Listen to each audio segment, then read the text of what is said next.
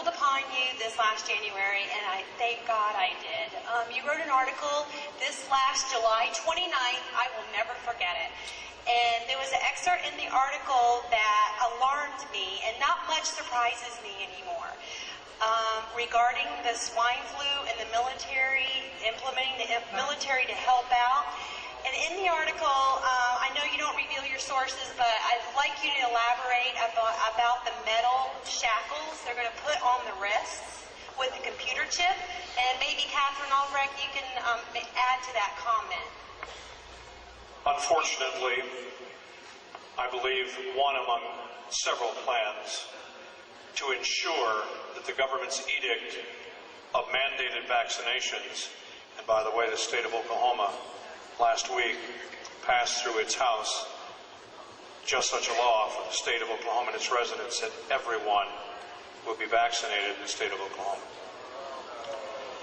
Now, having said that, there are also plans that will ensure that you do not freely travel, nor will you be able to really go anywhere without proof that you have had the vaccination at the point that the government mandates that certain levels of the population take the inoculation.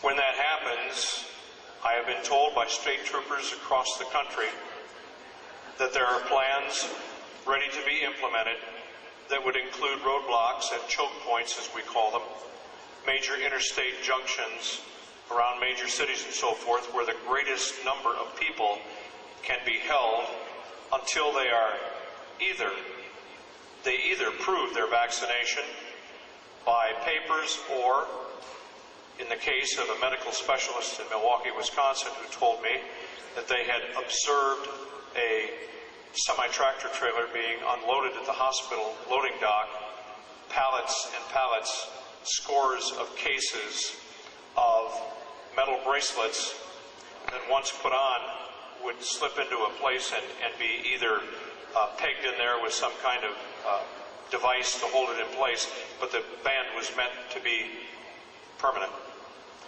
On top is a chip. That chip will include all kinds of information about you and the fact that you have been inoculated. Now, this is one of several plans.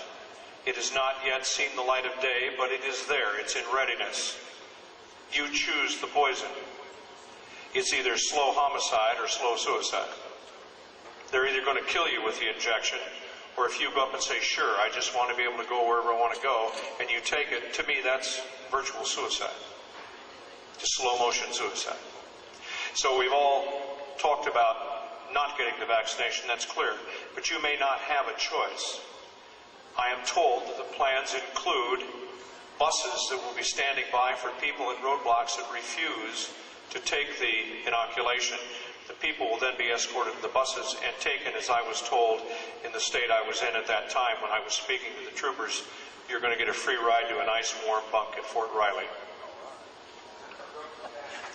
Well, it's one of several plans. We can't know until they're implemented, but I assure you that those plans are in place, and law enforcement is going to be pulled in. And one of the articles I wrote, I said the law enforcement community will enforce a new world order. There will be many that will not, and that's good news for us.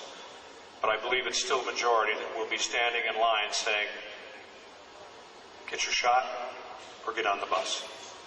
That's what's coming.